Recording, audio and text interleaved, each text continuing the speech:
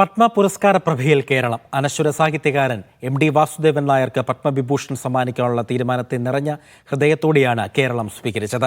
അതേസമയം ബാബറി മസ്ജിദിന്റെ തകർച്ചയ്ക്ക് കാരണമായ ഉയർന്നുകെട്ടിരുന്ന സാധ്വി ഋതുപരയ്ക്കും പത്മവിഭൂഷൺ പ്രഖ്യാപിച്ചു. ലോകത്തോട് വിട പറഞ്ഞ് 31ാമത്തെ ദിനത്തിലാണ് മരണാനന്തര ബഹുമതിയായി പത്മവിഭൂഷൺ MTയെ തേടിയെത്തുന്നത്. ഹൃദയമാറ്റ ശസ്ത്രക്രിയ വിദഗ്ധനും എഴുത്തുകാരനുമായ Jose Chacko Periappuram, hockey team captain PR Sreejesh എന്നിവരുടെ പത്മഭൂഷൺ ഇരട്ടി മധുരമായി. തമിഴ്നാടിന്റെ നോമിനേഷനിലാണെങ്കിലും നടിയും നർത്തകിയുമായ ശോഭനയുടെ പത്മഭൂഷൺ മലയാള ചലച്ചിത്ര മേഖലയ്ക്ക് കൂടിയുള്ള ആദരവായി. പത്മശ്രീ പുരസ്കാരത്തിന്റെ ആഹ്ലാദത്തിലാണ് ഫുട്ബോളർ IM വിജയനും സംഗീതജ്ഞ K ഓമനക്കുട്ടിയമ്മയും. ഡിക്ലെയർ ചെയ്തു പത്മശ്രീ IM വിജയൻ എന്ന് പറഞ്ഞപ്പോൾ ഗ്രേറ്റ്ഫുൾ. ഭയങ്കര ഒരു അഭിമാനമാണ്. കാരണം നമ്മളൊക്കെ സംബന്ധിച്ച് നമുക്ക് ഒരു പത്മശ്രീ എന്ന് ഒരിക്കലും പ്രതീക്ഷിക്കുന്നില്ല. എത്രയോ പേർക്ക് കിട്ടാതിരിക്കുന്നു.